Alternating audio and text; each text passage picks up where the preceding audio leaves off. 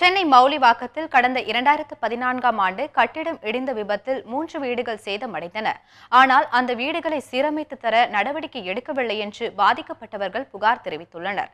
இது தொடர்பாக சேதமடைந்த வீட்டின் உரிமையாளர் மேரி என்பவருடன் நமது செய்தியாளர் லாவண்யா நடத்திய கலந்துரையாடலை தற்போது பார்க்கலாம். மௌலிவாக்கத்தில் ஆபத்தான நிலையில் இருந்த 11 மாடி கட்டிடம் நேற்று வெடி பொருட்கள் மூலமாக தகர்க்கப்பட்டது. இந்த நிலையில் இதற்கு முன்பு இருந்த கட்டிடம் இடிந்த பொழுது பாதிக்கப்பட்ட நபர் நம்மிடையே இருக்கிறார். அவரிடம் கேட்போம். மேடம் வணக்கம். இதற்கு முன்பு இருந்த கட்டிடம் இடிந்து விழும்போது உங்களுடைய வீடும் பெருமளவில் சேதமடைந்தது, தடை செய்யப்பட்ட பகுதியாக அறிவிக்கப்பட்டிருந்தது. இந்த நிலையில் மற்றொரு கட்டிடம் இடிந்திருக்கிறது. இப்போ உங்களுடைய மன ஓட்டம் எந்த அளவில் இருக்கு? அதாவது நாங்கள் வீடு இழந்து 2 வருஷத்துக்கு அப்புறம் அந்த இடிஞ்சு போன என்னோட வீட்டு மேலே தாங்க நின்றுட்டு பேசிட்டு, ஏன்னா தடை செய்யப்பட்ட பகுதின்னு சொல்லிட்டு 2014 ஜூன் மாதம் தடை செய்யப்பட்ட பகுதின்னுட்டு மாவட்ட ஆட்சியாளரை உறுதி செய்யப்பட்டு வீட்டுக்கு முன்னாடி ஷீட்டெல்லாம் போட்டாங்க. இப்போ அந்த காற்று மழையெல்லாம் பிஞ்சு போனதும் இந்த பக்கத்தில் இருக்கிற பில்டிங் விழுந்தாலோ இல்லை எந்த ஒரு பிரச்சனையும் வரக்கூடாது, மக்களுக்கு பிரச்சனை கூட மூடி வச்சுருந்தாங்க. இப்போ நல்லா ஒரு வெடி வச்சு அதை தகர்த்ததுக்கப்புறம் என்னோடய வீட்டுக்கு மேலே நான் நின்று இருக்கிறேன். நான் இது வரைக்கும் எனக்கு எந்த ஒரு நிவாரணமும் கிடைக்கல. வீடு இழந்து 2 வருஷத்தில் எந்த நிவாரணமும் கிடைக்கல. கொஞ்சம் பேர் சொன்னாங்க அந்த வீடு இருக்கிற 11 மாடி கட்டடத்தையும் இடிச்சு எடுத்ததுக்கப்புறம் ஒருவேளை உங்களுக்கு கிடைக்கலாம், உங்களுக்கு நீதி கிடைக்கும், நியாயம் கிடைக்கும்னு சொன்னாங்க. அந்த ஒரு நம்பிக்கையோடு இப்போ நான் நின்றுட்டுருக்கேன். நான் எந்த விதத்தில், அதாவது நாங்கள் ஆரம்பத்துலேருந்து எந்த விவோலேருந்து கலெக்டர் வரைக்கும் சிஎம் செல் வரைக்கும் எல்லாருக்கிட்டையுமே நாங்கள் மனு கொடுத்துட்டோம். எங்களோட குறைகளை எடுத்து சொல்லிட்டோம். நாங்கள் இந்த வீடு லோன் போட்டு தாங்க நான் வாங்கியிருக்கிறோம். என் மகளுக்கு கல்யாணத்துக்கு போட்ட நகைங்களை விற்று 2 குழந்தைங்க இருக்கிறாங்க, பொம்பளை பிள்ளைங்க.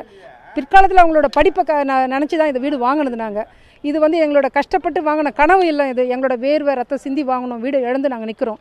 இப்போ இந்த 11 மாடி கட்டடம் நேற்றுக்கு மாலை இடிச்சிட்டாங்க. இடிச்சதுக்கப்புறம் நாங்கள் எங்களுக்கு இனிமேல் ஏதாவது தீர்வு கிடைக்குமான்ற ஒரு நம்பிக்கையோடு தான் நாங்கள் நின்றுட்டுருக்கோங்க. நாங்கள் அரசாங்கம் தயவு செஞ்சு எங்களுக்கு உதவி செஞ்சு திரும்ப நாங்கள் இழந்த இந்த இடத்துலையே நாங்கள் திரும்ப வீடு கட்டி நாங்கள் வர்றதுக்கு உதவி செய்யணுன்ற ஒரு நம்பிக்கையோடு தான் காத்து. எங்களுக்கு இது வரைக்கும் யாரும் ஒரு பைசா கூட கொடுக்கலிங்க. மன உளைச்சலோடு தான் ஒவ்வொரு நாளும் மன உளைச்சலோடு தான், வேதனையோடு தான் நாங்கள் வாழ்ந்துக்கிட்டு இருக்கோம். நிவாரணம் கிடைக்கும், நீதி கிடைக்குன்ற நம்பிக்கையில் இருக்கிறோம். நாங்கள் உங்களோட அதாவது மீடியா நண்பர்களால் செய்தி எல்லா இடத்துலையும் பரவும், எங்களுக்கு நல்ல விடிவு காலம் கிடைக்கும், அரசாங்கங்களுக்கு உதவி செய்யன்ற ஒரு நம்பிக்கை நாங்கள் இருக்கோங்க. நாங்கள் நிவாரணம் கிடைக்கும் அப்படின்ற ஒரு இது, அதாவது இந்த இழப்பீடுக்கான ஒரு நிவாரண தொகையாக வழங்க வேண்டுமா அல்லது என்ன மாதிரியான நிவாரணம் வேண்டும் நீங்கள் எதிர்பார்க்குறீங்க? அதாவது எங்கள் வீடு இழந்ததுக்கான இழப்பீடு தொகை தான் நாங்கள் எதிர்பார்க்குறோம். அதாவது நாங்கள் எந்த தவறும் செய்யலைங்க. பக்கத்தில் 11 மாடி கட்டடம் தரமில்லாத கட்டினது அவங்களோட தவறு.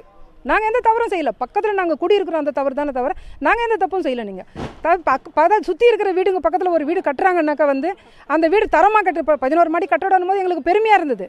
ஆனால் அது மேலே எங்கள் மேலே விழும், எங்கள் வீடே நாங்கள் இழந்துருவோம். நாங்கள் கனவுல கூட நினச்சி பார்க்கல. நாங்கள் அதனால் நாங்கள் இழந்த வீட்டுக்கு இழப்பீடு தான் நாங்கள் எதிர்பார்க்குறோம். வேறு எதுவும் நாங்கள் இழந்த இடத்துல நாங்கள் திரும்ப இங்கே குடியேறதுக்கு, வீடு கட்டி வர்றதுக்கு அரசு எங்களுக்கு உதவி செய்யணுன்ற அந்த ஒரு இழப்பீடு தான் நாங்கள் எதிர்பார்க்குறோம்.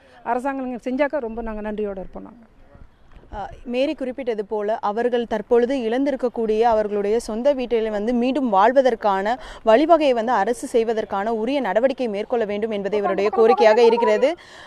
ஒளிப்பதிவாளர் அசோக்குடன் லாவண்யா, நியூஸ் 7 தமிழ், சென்னை.